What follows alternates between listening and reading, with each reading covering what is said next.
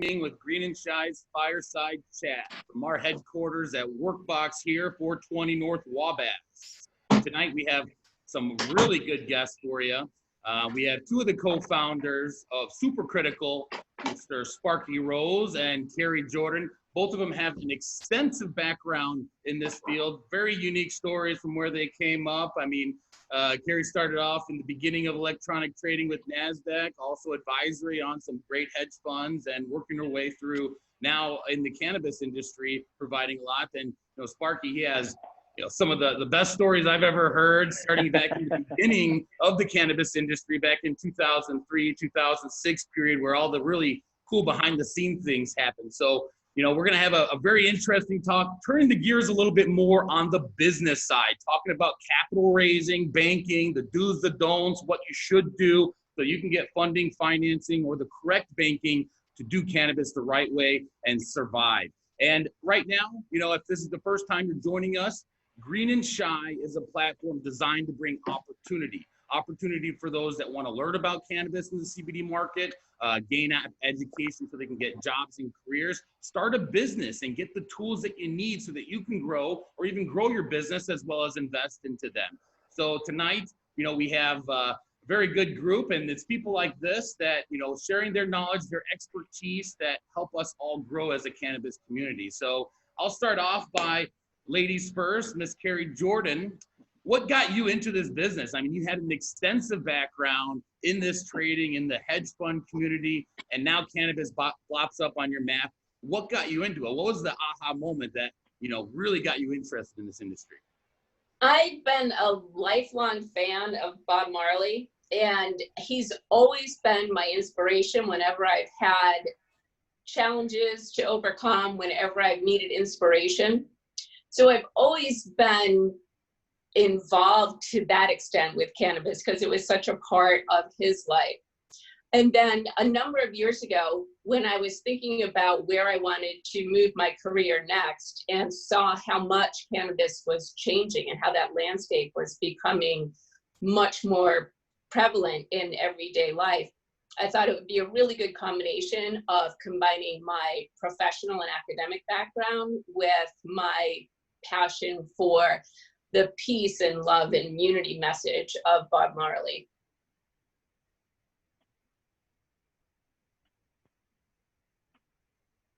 So really, taking it from both the philosophical side as well as the business side. And it's really what a lot of people are into. And, Sparky, I know on your side of the industry, I mean, what kind of experience haven't you had in the cannabis? And, I'm sure you've seen things evolve. I mean, just in the last, now I keep on thinking it's March with all this pandemic, that's already June, but it's only been around for 6 months, but here in Illinois, it went from being something that was criminal to essential. You starting back off in, 2003, even earlier, what kind of things got you into it back then, and why are you so passionate about it right now? The things that got me into it back then were a very odd matter of circumstance. Let's see. I was in California. My career is mostly in brand marketing, visual design, and brand marketing, and I was working for a large staffing company out there running their e-business initiatives when the internet bubble burst. And so I left that job and started a small art gallery in San Francisco. It was a contemporary jewelry and metal arts, and it was doing really good for a few months, and then September 11th hit and no one was buying luxury goods, so I had to go find a new job. And so while I was looking for a job, no one was hiring internet strategists at the time because the internet bubble had just burst. So instead of going stir crazy at the house, I decided to join a punk rock band, as you do. I've been playing the drums since I was about 4 years old, and to get out of the house, I figured I'll go play in a band. And my bass player had lupus. And he heard me complaining about the job market. You send out resumes, nobody ever gets back to you, and just kind of going stir crazy. And he said, hey, it doesn't pay a whole lot of money, but if you want to get out of the house, I work at a cannabis club and I can get you a job, stand behind the counter selling weed. And I had heard of cannabis clubs at the time. That's what dispensaries are called traditionally in California, but I'd never been in one. And I figured it'd be fun, to give it a try, and I'll do it for a few weeks till I got my next job. 8 weeks later, I was the executive director of Compassionate Caregivers. We won one of the first 4 dispensary licenses ever issued in the United States of America in Oakland, California. And then, the rest is kind of history. I grew Compassionate to 7 dispensaries, 3 cultivation centers. We were doing about $5 million a month in revenue. I got busted by the feds, went to federal prison for 3 years, got out about 10 years ago, came out to Chicago about 9 years ago. I had a year that I had to stay in LA under the terms of my supervised release. And when I got to Chicago, I was back into brand marketing. I was working at Ogilvy and Mather, and then through my wife, met someone who was helping folks here get their applications done for the medicinal marijuana pilot program.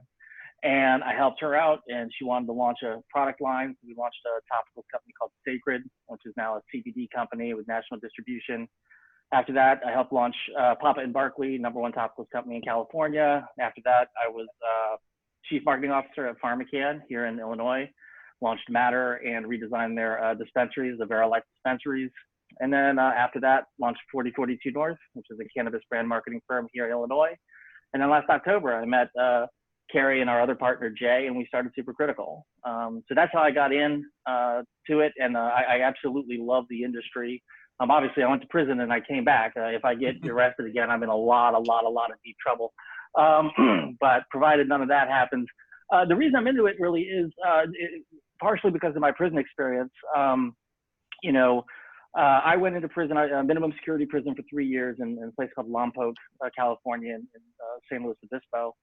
And, when you think about minimum security federal prison, which is where you're going to go if you have a short sentence like I did, it's club fed, and there's typically white collar criminals, people who do bank fraud and that sort of thing. And it's just not true. 80% of the inmates in minimum security prison are Black and brown individuals in on drugs. And I've been fortunate enough to have been an entrepreneur my entire life. So when I got out of prison, I called some friends, I got some, design work to get the cash flow going. And then I kind of got back into the swing of things, the designer, and then, back into advertising. And it was fairly easy for me to do that as a freelancer. A lot of my very, very good friends are laborers from prison, and they have to check the box that says I'm a convicted felon on every application they fill out for the rest of their lives. That is fundamentally wrong. You've paid your debt to society. This is the gift. A felony around your neck is a gift that keeps on giving, and that's what I'm driving for. I'm trying to end the drug war. I'm trying to right the wrongs that have been thrust upon so many for a really, really silly drug war. And so that's really my motivation. Absolutely. And that's a great story. And it kind of brings up a good point, because cannabis, there's no other industry, I guess, that you can mark that down, or people are looking for that type of background to get preferential treatment in some of these applications because it's included in there. There's a lot of different aspects that now in other industries might be taboo, but it's very embraced here. And, the stories that you have from that experience, only, one or a few people can probably have something similar to that. And, that knowledge is very valuable. And, you said something very interesting through those stories, the word launch. You launched everything. And in my mind, that's a good place to start with this conversation, because you can't launch shit if you don't have funding for it, or you don't have the backing for it, or the financing for it. So how did that change from 2003 to what you're working with now as an advisor and your clients that you guys are advising for Supercritical? Because, it seemed like something before that only the people that were into it would invest. There's a lot of risk to it. People that saw the cash flow might have, and now there's a lot of people getting into it, and it's more about, the process to follow and who to know. So what's your take on that? It's still really, really difficult to get funding. It's incredibly difficult, and especially for women and minorities. It's very much an industry where those that historically have had the money and power continue to have the money and power. And that's one of the things that we at Supercritical want to change. We want to have all access to capital, and we work really hard for our entrepreneurs as well as for investors to get them opportunities where they can make a difference, and we can have diverse funding sources, and we can have diverse entrepreneurs to connect with our investors. Absolutely. And the one thing just to add to that, anyone watching that is a business owner, that's really my first advice, whether it's Green and Shy, Supercritical. I mean, Ethan has a good group with Momentum Lab. Get advice from people that know what they're talking about. Don't waste your time, guessing and checking, because this isn't an industry where you can just throw it against the wall. It'll just get passed up. Well, especially on the funding side. I mean, honestly, maybe a year ago, there were more deals that were happening, which I would call sort of back of the envelope deals. Mm-hmm. A lot of FOMO investment going on. People didn't want to miss out jumping on to anything that had cannabis attached to it. Those days are over. You've got to prove yourself. You've got to have something. Valuations are coming way in line with normal industries, as opposed to these crazy valuations for first mover advantage. So yeah, it's difficult to find capital, but it's out there. There are smart investors out there placing capital in cannabis, and I really feel like there is there's a swelling urge to get back into cannabis. So if you look at what's happened with cannabis, everything was riding super high, and then one of the big dips came with the vape prices, right? So people start dying all over the place. Sorry, the sun is coming in like crazy over here. People started dying. So people start dying. Is it nicotine? Is it cannabis? And so that sent some shockwaves. Then a lot of the publicly traded companies on the Canadian Stock Exchange start missing earnings quarter after quarter, further drying up the capital. And then as we come into the beginning of this year, you start running into COVID-19.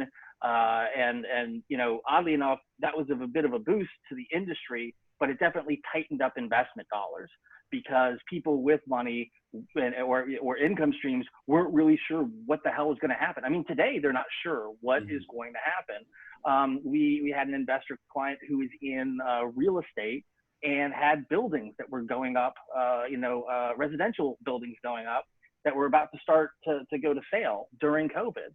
And they were like, I'm pretty sure this is all going to be great, but I have no idea what the market's going to be for new condominiums in the midst of a pandemic. And so that individual will not put any capital right out until they can see past the horizon.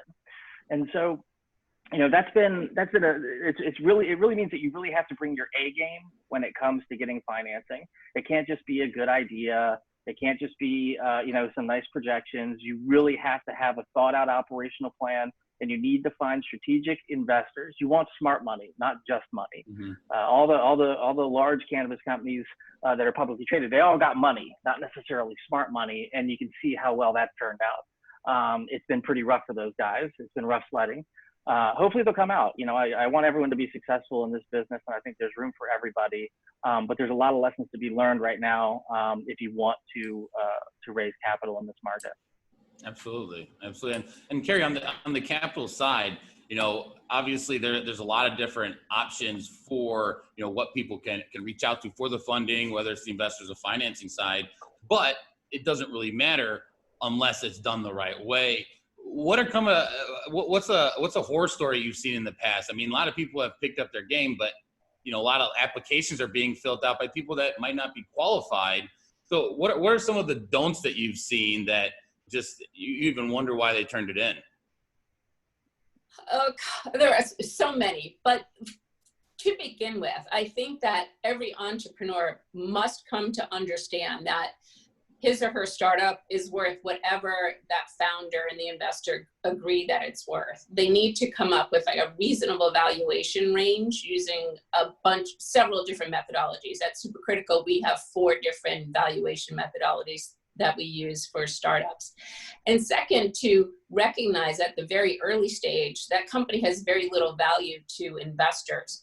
So it needs to be very strategic and very determined and disciplined in accomplishing milestones that will help it increase its value in the eyes of investors.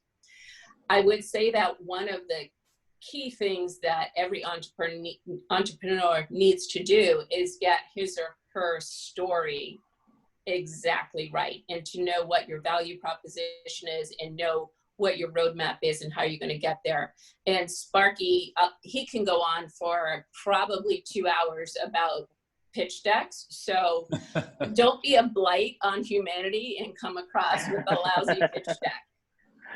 Yeah, that's what I call bad pitch decks. I apologize. I'm a little I guess anal retentive about it. I started a presentation design company here in Chicago, so I've done my fair share of pitch decks, from pitching business to pitching for financing. Yeah, here's I'll give quick pitch deck lessons. Number one, a pitch deck's not a teleprompter, so don't use it as one. Two, bullets are for guns, not for slides. That's the biggest issue with presentations today is the fact that when you crack open Microsoft PowerPoint, the first thing it has is a title with bullet points. That is the absolute wrong thing to do, so don't do it. Just remember, people speak in sentences. People don't speak in bullet points. This is all about conveying that you're the right person to take care of somebody's money, particularly if you're a startup. Remember, people don't invest in startup ideas. They don't really invest in startup plans. They invest in the people who are behind them. We assume the business model is good if there's going to be a business. And so we're investing in you. And so the focus needs to be you, not on the numbers. I can create financial pro formas that come out to any sort of valuation you want. We can make numbers say anything. It's not necessarily reality. And with a startup, the numbers don't matter because you don't know what's going to happen. Neither does the investor, especially if this is something new. Let's say you've got an invention. I've come up with a new type of vaporizer. We don't know how that's going to perform. There's no way to know. We could do some surveys and some polling. We got an idea, but you just don't know. So they're investing in you. And if the focus is not on you, the best content, the best deck, all that in the world is never going to save you. It's just not going to save you. And always tell a story. Always tell a story. That's what people want to hear. Connect with the investor, connect with the consumer. That's how you're going to win in this business. And I agree with that. And you can let me know your thoughts on this. But with cannabis, it's a little bit different. I feel like almost all the 40 or so current license holders that have open dispensaries, doesn't matter how they operate, they're making money and they're profitable. The question is, how trustworthy are those operators as if I'm an investor? And I think that's a very good point, because if you're telling a story about your business and you're just putting it on numbers, they're never going to get to know you. So when they don't see you and they're running the operations, there's a lot of red tape when it comes to cannabis dispensaries, cannabis companies, and that trust level. I think you have to sell the people involved before the business itself, unless you have some miraculous story that makes your cannabis different. Pretty close product as far as the different lines. Yeah, absolutely. And whenever you're assessing the value of a startup, you're going to have your company-specific factors as well as macroeconomic factors that will impact that valuation. And so over the past 6 months, we've had significant headwinds to funding because of what happened with COVID, but we've also had political and legislative changes, regulatory changes, and the industry trend of going from prohibited to essential is going to provide a bit of a tailwind going into the next 6 months of the year. And then on the company specific side, as you were saying, you really are at early stage, you're betting on the founder. So for any entrepreneurs out there that are looking to raise capital, make sure that you have a very solid narrative around your experience level. If you've done exits in the past, if you've had successful launches of products, you also want to be really locked in on who your customer is, know your customer traction, and understand very specifically what your technology or your product solution is and what the advantages are to that. Absolutely. That'll help you move the ball a little bit down the court. And Kerry, you might know a little bit more about this than I do. I'm involved with some groups here. I don't know if you've heard of Elevate. It's a very large women leadership group owned by Elevest, a very large women-owned investment fund. There's a lot of groups like that have a segment or a department or a group inside their group that's focused on women in cannabis. What are some of the resources that are out there that our audience can really tap into? Because that is something that's growing. That's a movement. And I think, there's a lot of cool companies. I know Tulip Tree Gardens, that's a local, I think they're out of Peoria, a local cultivator, CBD grower here. There's a lot of good companies coming out of these groups. And, it'd be great to hear some of the stories you might have. I'm sure you're involved with a few of them. I am. I'm a member of the Illinois Women in Cannabis, and I'm also a member of the International Women's Forum. And groups like that have a lot of senior level experienced women in business in their membership and on their boards. And they're very willing to be mentors and sponsors for up and coming entrepreneurs, people that have ideas that maybe don't know how to execute on them, but are pretty locked in on what they want to accomplish. So absolutely take advantage of those networks. And then additionally, in Chicago and in any large city, there are organizations like the Chartered Financial Analyst Society or the CPA Society, where there are finance professionals that have mentors on staff through their membership that will help young companies figure out how they're going to get their revenue projections for the next 3 years, or help them understand what all of the financial statements are, be it your income statement or your balance sheet, and really dive in with you so that you have a solid understanding of what those documents can do for you in terms of communicating with potential investors.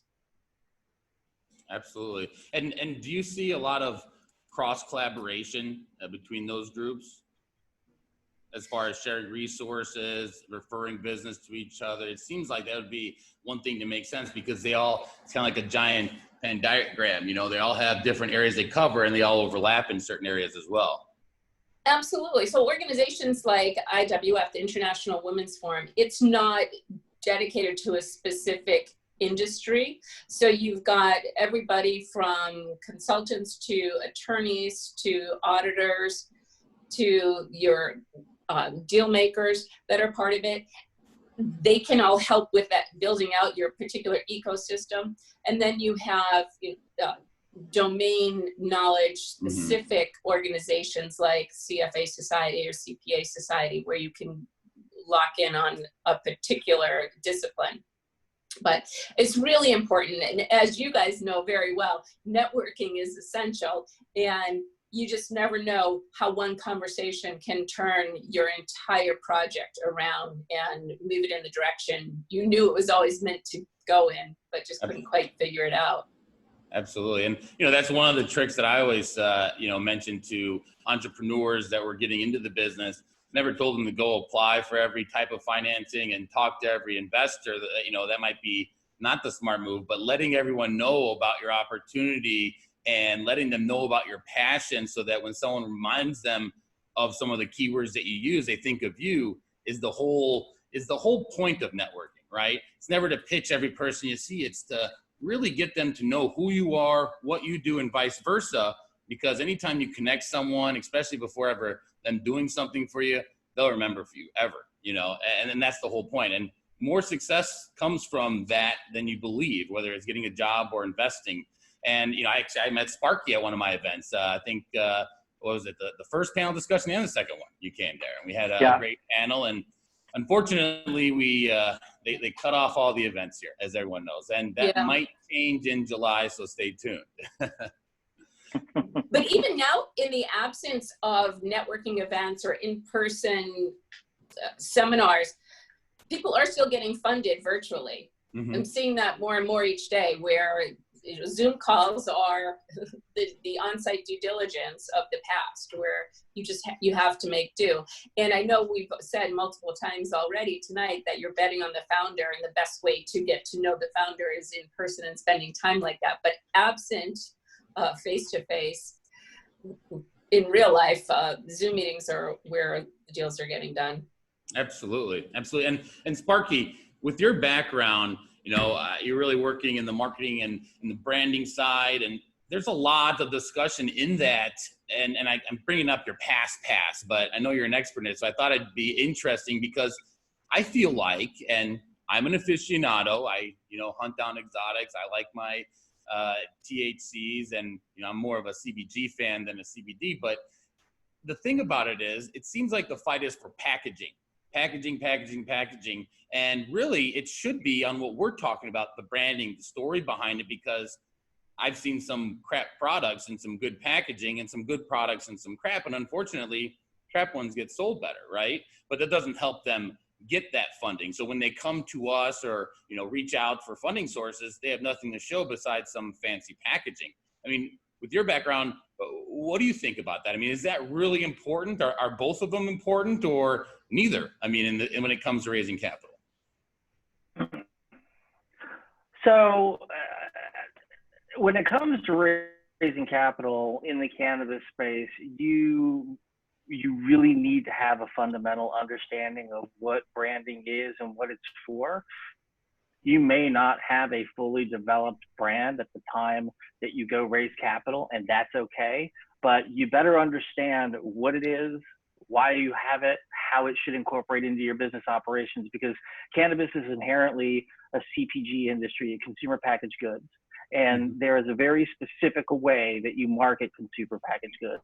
And there's very specific things like a shopper's path to purchase, how people react in-store to in-store displays, all the way back to how you make the product. All these things tie in together, and they all have to revolve around the brand. The brand is not the logo. The brand is not the packaging. A brand, by definition, is a promise for future emotional benefit. Mm-hmm. When you buy my product or service, you're going to feel an emotional benefit. Although I think it's probably been usurped by Subaru these days, but if you're a little bit older like myself, back in the day, if you wanted a safe car, you bought a Volvo, period. They were synonymous with safe. And if you ever saw what an old Volvo looks like, it looks like a freaking tank because you just couldn't dent the thing. And that went with the brand. The car looked like it was supposed to. It looked like the safest car in the world because it looked like a tank. And so understanding that a brand is a promise for future emotional benefit, and understanding that the very center, you must be beyond constantly preoccupied with delighting your end consumer. If you're not doing that, you will lose in this game. It's no longer a, if you build it, they will come type of model. It used to be, hey, it's cannabis. There's only a few licensees. All you got to do is start growing weed, start selling it. People are going to show up. But now that you're getting into adult use, now that there's going to be more licensees, and believe me, after we're done with this current round of licensing that the legislation is written for, so through the next year, believe me, there will be plenty more licenses after that. There is nowhere near the capacity we're going to need to service the state of Illinois with what we've already said we're going to do. So there will be tons more opportunity. And that is when you need to start making connections with your consumers. You have to have a unique value proposition to those independent consumers to say, I'm fulfilling this brand promise to you that nobody else can fulfill. It's why people spend, as some people would say, too much money on Apple products. I can get a much faster computer for cheaper. It's the brand and the entire brand experience, the entire ecosystem that Apple has built that brings people in and holds on to them for dear life. That is what this business is about. You need to be just fanatical about pleasing your end consumer. That's the name of the game.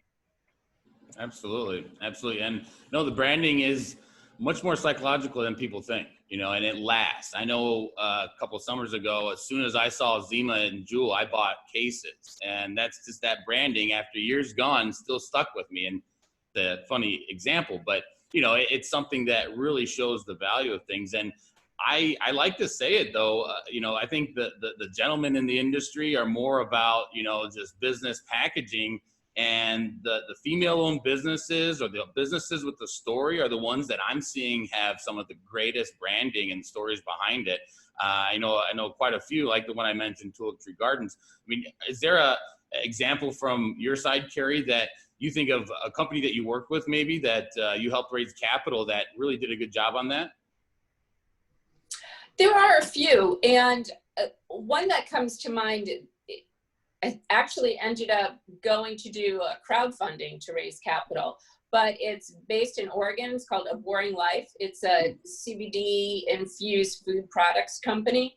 They do a beautiful job on their branding and packaging, but they have a really good story too about how they came into bringing the CBD and the food products. And both the founder and her partner had experience in another company where they had organic chicken nuggets, and they started that, grew it, developed it, and sold it. And so having had that experience, both the operational experience, the branding and marketing experience, the distribution experience, and then having an exit on top of it that did well, really set them up perfectly to go out and raise capital for their CBD products. And eventually, having gone several rounds, I think they were at their Series A, then they say, we're going to take this out because we want to have even more people be part of our brand and our story. So when they did the crowdfunding, they were able to get about $500,000 raised through that mechanism. So a really good story, a really good feeling. And like Sparky was saying, it's something that sticks with you, and they've managed that very successfully. Absolutely. And, it's good to hear those type of stories because they are out there. If you do it the right way, this is one of those industries that if you do it the right way and don't just try to keep up with the Joneses or who else you think you're competing with, you're going to last. It's the ones that are cutting corners that are getting caught up, whether it's tax-wise, which, it's going to be a bigger issue in the coming years, but it's very interesting. And, I think it's very important. I think that's a good point. And I think that, we covered the branding side. It's important that it's a story, something you're passionate about. You need to have the ability to show the value of it. Let's say you got all that done, right? Why don't we jump to Sparky's favorite topic in that pitch deck? I mean, what is, if you were to wake up and I said, Sparky, open your email. It's the pitch deck. It's the best thing. What would you expect that to look like? Is it something like some of these that I see for some of these green zone funds that are 150 pages that they expect me to send out to investors? Or is it something that whole teaser follow-up model that really gets you? So first of all, I apologize. I may be slightly delayed on audio. My computer is just a little slow right now, so I apologize for any connection issues. But when it comes to pitch decks, first of all, you should have two pitch decks. You have what's called a live pitch deck, and you have a leave behind.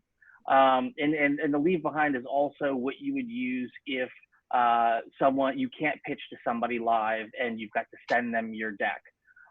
You should try to avoid that at all costs, but if you have to, you have to. And so the leave behind deck has all of the information you're going to cover in your presentation. The live pitch deck actually is very visual, has very few words, and is there to really add emphasis to what you're saying as a presenter. So what people seem to not understand is a pitch deck or a presentation in general, when you're giving it live, is not meant to convey all of the information. It is meant to control what the audience remembers. This is your unique opportunity as someone who's trying to convince someone else to invest in you to control what they remember, what they take away. That is the purpose of a pitch deck. And so what I want to see in a pitch deck, if it's a live pitch deck, is I don't want to see too much stuff on screen. I don't want to ever be put in a position where I'm reading ahead of the person that's speaking. My focus should be on you, the presenter, the person I'm investing in. What's on the screen is supposed to remind me what to remember. And that's how this is supposed to work. So that is how we build pitch decks. And if I can just give a real quick piece of advice for those of you who are not going to be able to hire someone to create a pitch deck, it's roughly a 7-step process to create a good deck. It doesn't have to be a pitch, be any kind of deck. The second to the last step in those 7 steps is open up PowerPoint and start making your slides. And so everyone starts with that step. Everyone opens up PowerPoint and just starts typing stuff in. That is the wrong approach. You need to start with this is the goal of my presentation. Then you're going to start off, these are the key points I need to make in my presentation. And that can be in bullet point form. And then after that, you're going to write a script, the exact words you're going to say. It seems really uncomfortable and weird and like extra work, but trust me, you're going to be happy that you did it. Once you know exactly what you're going to say and when you're going to say it, then you start planning your visual guides. These are the things I want to emphasize as I'm talking. And then the very last step, or the second to last step, is then I put all that in PowerPoint and then I rehearse the shit out of it. And then I go out and I make my presentation. So that's how it works. That's what they're for.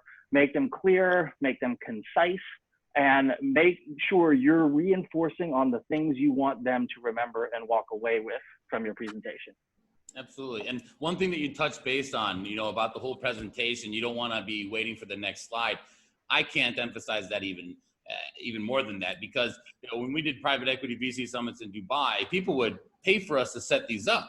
15, 30, 50,000. It's very valuable, the service that we provided. But my point is, they only got 3 minutes, maybe 4 on that stage. And if you're not using that time correctly, you're just wasting your own time. It's not their time you're wasting. They just won't be interested. And that's what people don't get. And it's not about the presentation. There's so many times when people get through that presentation because it's just line after line in 2 minutes. And what do you do for the next 2 minutes besides look dumb? And then there's also those people, especially some companies that are maybe even penny stocks or public companies, they go up there, announce themselves, and just say it's all on the internet. I mean, these are some very big mistakes that people make. Use that time to talk about what we've been discussing, who you are, why they should invest in you, because if they're interested in that, they'll want to talk about the numbers, not the other way around, and in this industry especially. Absolutely. Go ahead. One other point to that is, although it sounds a little trite and a little bit tired, but you really do want to be authentic. When you have those 4 or 5 minutes, that is your opportunity to make a real connection with someone else. And you don't want to misfire. So know your stuff cold, know all your facts and figures extraordinarily well. So you don't even have to exert any effort remembering them. And then just bring all of your being there, be present in the moment, and really engage. And that's what's going to create the lasting impression. Don't be looking down at your notes, and don't be trying to follow your slides and make sure they're in order and don't want to be talking out of order. All of that, it's just a real turnoff. And you have such little time to make a solid impression and a strong connection. Very good point. Very good point. And I'm going to bounce it right back to you, Kerry, on another topic. What's out there for our cannabis people? What kind of funding is actually out there? I mean, you hear people in the news, some of the big companies that we talked about that have access to everything, getting funding left and right. What can our people, our audience, the little guys and gals, what can they do to get the funding and succeed? Because that's what's important to me. I mean, it really is, especially here in Chicago. We have 7,000 applications for 75 licenses, something like that, some ridiculous number, which they are going to start announcing some of those delayed social equity applications. I heard that Lori Lightfoot, or not Lori, Toy Hutchinson announced, but it's some good movement. But what are some of the tools? I mean, obviously there's different needs. Some people need the investor for the application and license. Some people need real estate. What's actually working for people out there, Kerry? So these days we're seeing more interest in debt financing than equity financing. So especially convertible debt or notes. Mm-hmm. And we're also seeing that come from private investors, so private credit providers, as opposed to banks or getting a traditional bank loan, because we still have such severe regulations against the banking for cannabis. And then in addition to that, you're going to want to focus more on the groups like impact investing or angel investors, where they have a specific preference for social equity investing. And that's where you're going to find money that's more readily available today. And also what's come up especially over this past 6 months, are what we call SPACs, which are the special purpose acquisition companies. There have been a number of those coming through with cannabis, so that they will have a significant amount of money to deploy. They have up to 24 months to make the investment in cannabis companies. But that's a way for people to get some money back into their startups. Absolutely. And Sparky, do you have any other things that you can add to that, or pretty much those same resources? Yeah, I mean, from a resource perspective, I would say they're all pretty similar. Kind of piggybacking on some of the other things we talked about, just remember that, in cannabis right now, a lot of business plans look the same. you know, particularly let's say in Illinois right now. I've applied for a craft grow license, and this is how much money I'm going to make on my 5,000 square feet of canopy. And here's, you know, where it's going to be, and here's who owns it, et cetera, et cetera. There's not a lot of diversity in the plans that you see. Cultivation is generally speaking cultivation. Manufacturing is generally speaking manufacturing. So trying to create a unique value proposition can be very difficult. And if you don't have consultants to work with to really try to come up with a way to differentiate you or express to a potential investor why you specifically are going to be successful, what Kerry said, authenticity makes up for a lot of shortcomings in a plan or a deck. So, you know, and one of the things that's super critical, we get questions from companies and from, we work with other people who do what we do. So other sort of capital raisers, and sometimes we'll work together on various deals. And, you know, when we're talking to those people and trying to understand boy, I just lost my train of thought real quickly. Wow. We're talking about money. Yes, I know. I'm always talking about money. But I was going to make a point about, you know, the authenticity comes through, and it makes up for a lot of deficiencies that you may have in your plan, and it can get you across the finish line. I probably have another thought to go with that, and I've just lost it. If it comes back, I'm sure I'll chime in.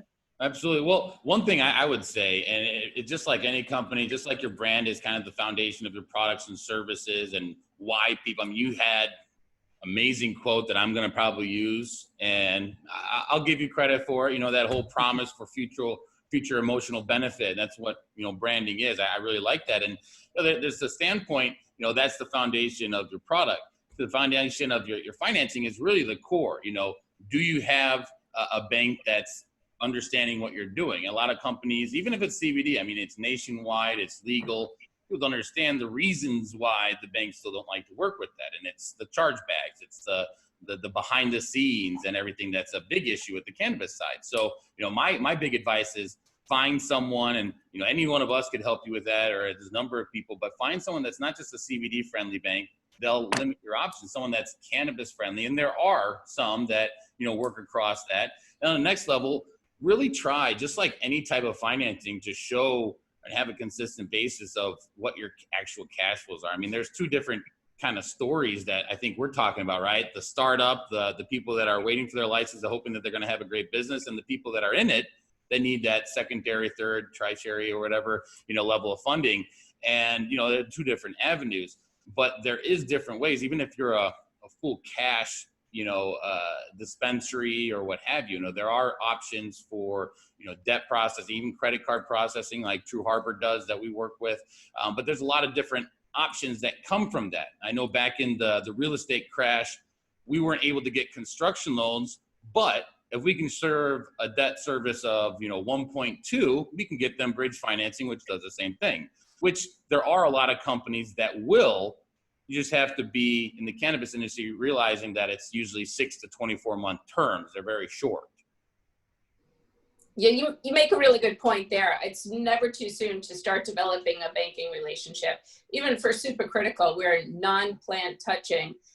We went to 20-something, how many, Spark, at least, to try and get the banking. It took us 6 weeks to get a bank account. It was painful. It was expensive. And like Kerry said, we're not plant touching. So when it comes to plant touching, it's even worse. Banking is very expensive. It is difficult to come by. You can get it, but it's challenging. Yeah, super frustrating. It is crazy frustrating. So yeah, start that today. You want to know, maybe you're not licensed yet. You haven't got a license, but you think you're feeling really strong. Come mid-July / early September or late August, when they put out these 75 dispensary licenses, start getting your banking affairs in order right now. Make sure you've identified a bank that banks cannabis. Make sure they know who you are, because when those 75 licenses come out, not only are you going to have a bunch of people looking for banking all at the same time, you know, these banks, the reason the cost of a bank account is so much in the cannabis space is that there is a bunch of reporting that has to be done to meet FinCEN requirements. And so they have to put in a lot of man hours, and they don't have a bunch of people to kind of do all this crazy reporting. And so it's a finite resource. So definitely get your banking affairs in order, or get it, know where you're going to go. Make sure you've had a discussion with them. Don't start paying the fees until you absolutely have to, because they're brutal.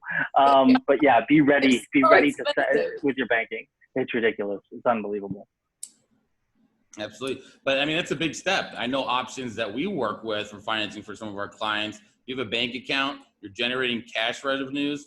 There's options for funding that you don't have to give up equity. And that's a big thing right now, because there's investors out there that know the value of their dollar and know that people don't know how to get cannabis funding. And they're buying up companies small that grow up into something big just because of demand easily, So there's a lot of options out there if you set it up smart. And, that's why it's important to ask someone. This isn't an industry that is really, too competitive about not wanting others in. There's not that many, well, besides the application and the obvious, there isn't that many barriers to entry. Everyone wants to help each other out. So definitely ask a lot of questions and ask for help. There's people like Sparky and Kerry out there that are always helping, and they have the experience, just like Green and Shy. We do a variety of things. There's a number of different groups out there. And, we have a couple questions here.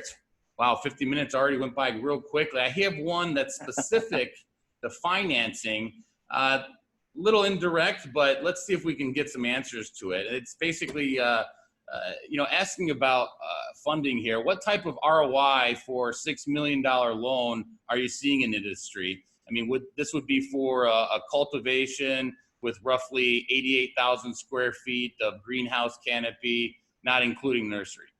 Just as an idea. I have a million questions. Send me an email, Sparky@supercritical.agency. I will ask you about a dozen questions, and I'll be happy to give you an answer. That's far too broad. I mean, that's out there. But yeah, send us an email. I'm happy to give you an idea of what's and going that's on something that I'd like to jump into that conversation too. Obviously, it's probably could have this whole hour about just that opportunity if we really want to dig into it. There are options out there. There are. Yeah, I mean, it's a little bit different, and that sounds like you guys know what you're talking about. You have some good numbers there. I mean, you're looking into it. So email Sparky or myself, and we'll be able to set up a call and go into that directly. But these are some good things that you need to find out, because there's going to be a variety of terms depending on who you talk to. We have low teens in some products, and some people have 22% for the same product. Yeah, I would say really mid-teens. Different out there. What was that? Mid-teens, I would say. I mean, if you have money to lend, it's a really good market. Yeah. Yeah. Absolutely. Definitely. Absolutely. And with that, I always like, and I wish Dan was here, my counterpart that's always on the Fireside Chat. It's actually his lady's birthday today. So we say happy birthday to Cindy as well. Happy birthday. But I really, he started it off. I really like what he does, ending on a thought that you have. I mean, ladies first, Kerry, but what's one thing, if you were to share, I mean, it could be anything about the capital banking, cannabis industry. It could be towards the women leaders out there. It could be towards everybody. What's your big thing that you'd like to say? The first thing that came to mind was don't be a dick, because I back that 1,000%. That's really my words of wisdom tonight. It's a pretty insular industry. A lot of people know each other. Personal referrals go a long way, and you just don't know who knows someone that you've just been a dick to. So just, know your stuff and be cool. And that tends to, being a dick spreads faster than being nice. I'll tell you that much. Definitely. I guess for me, what I would say is, we say this super critical a lot. Do this for the right reasons. If you're just doing this for the money, you're not in it for the right reasons. You can do that, and you can probably make money, but there's so much history about this plant. about what people have done to allow us to have access to this plant. Respect the plant, do this for the right reasons, be passionate about what you do. The money will happen, man. You're going to make plenty of money in this business. And it's really not that hard. You just got to be authentic, be true to yourself. And again, do it for the right reasons. It'll come to you. It's when you try to maximize profits. It's when you take a really hard-edged look to this that it falls apart. Because if you've ever been to California, Northern California, Humboldt County, where a lot of the best cannabis in this country has ever been grown, and you see the people who've done this for 30, 40 years, for generations, and you realize how much they care about what they do and how much they care about the craft of this plant, you understand that it's more than the money. There is so much culture and history behind this that you have to respect and bring with you as we bring it from California, across these 50 states. I just think you're going to be far more happy. You're going to have a hell of a lot of fun, and you're going to make a shit ton of money if you just do it for the right reason. Absolutely. Absolutely. And I 100% agree with that, because, this industry, it's something very interesting, because part of the country is way ahead, but they're still developing. There's still things that they don't know. Some of us are just beginning, and we don't even know what's coming to the forefront of what to expect. But at the same time, there's that same level of passion. And you have these conversations with people that are in this industry. You can tell the people that Sparky's talking about, that Kerry's talking about, that I'm talking about, that have that brand in the message, because when you talk to them, you're not talking about one thing. You tend to talk about their business, and that same business, you're talking about it as a conversation as if it was a business with financing, but also an art, because if they're passionate about it, they have some sort of niche about their product, whether it's something unique about it, or if they're a cultivator, how impressive they are with a certain strain that they've worked years to cultivate. Or maybe it is something that they have been able to cure, whether it's in a cream forest and it helps something with pain, or maybe someone with PTSD, like a lot of the products help our nation's vets and everything else out there that's going on, especially now with all the stress. And you can't have that. There's not a single product in any other industry where you can talk about business, you talk about it as if it's a food or an art or a craft, all in the same conversation. And, that's what really takes to really be passionate about something, knowing it in and out. And, just like when I spoke with you, Sparky, the first time, first thing that you said is that you went to jail for it, you're out, and we just started talking, and it was just an interesting story. You can't talk about anything like that in any industry. You were into real estate. I just got out of jail, did 3 years. Now I'm doing I don't want to talk to you, right? What kind of Ponzi scheme were you in? But now it's a whole different story. And I'm sure you have thoughts, because, if the times were different, you probably wouldn't have had to spend that 3 years. But it's definitely an experience that make you kind of a little bit above as far as that storytelling. And it took a while for the conviction to be of value. Early on, it wasn't quite as valuable as it is today. But yeah, no, you're absolutely right. Sparky has the best stories. Well, I got a couple. Sparky will host his own fireside chat, stories the whole hour. Stories with Sparky. Some crazy shit he did in the beginnings of the cannabis industry. Well, before we wrap up here, it's been a great hour. I really feel like, these conversations, and they feel like they're 10, 15 minutes long, but they're an hour, and we run out of time. They're some of the best ones. And I think there's a lot of good tools, whether it's being passionate about the branding and really thinking about the message, or, really making sure that the pitch deck is, set up for the actual purpose to gather the information as well as present and really tell the story so they captivate and want that additional information for the follow-up pitch deck as well. But really, to get out of this, it takes a lot more than just having an idea, and it's great people like Sparky and Kerry that are helping people out there that want to be an entrepreneur in this industry, or want to get the help, or even learn how to, be a part of it. Why don't you guys both tell everyone how they can get a hold of you guys? We're going to share all of this as far as their links as well when we post the recording. And, feel free to share anything else you guys want before we end here. Yeah, check us out on Twitter at Supercritical. Check out our website, supercritical.agency. drop us a note at Kerry at Supercritical or Sparky at Supercritical.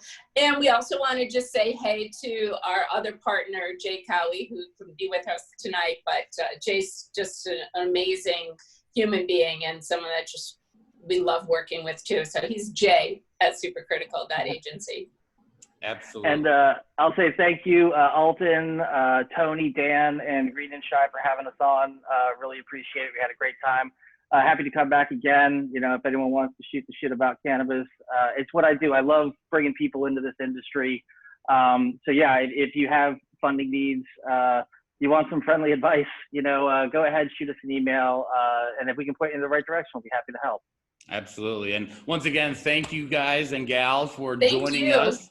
If you guys need anybody in the cannabis industry, contact us at Green and Shy. You know, we'll help you with your sales. We'll point you in the right direction as far as banking. We work with a variety of different options. We know people in the cannabis industry, whether it's legal, real estate, or advice like these great people right here.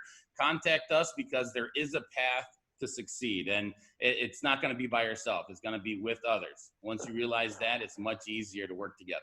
Thank you again. Thanks. Thanks, guys. Have a great night. Ciao for now. Bye.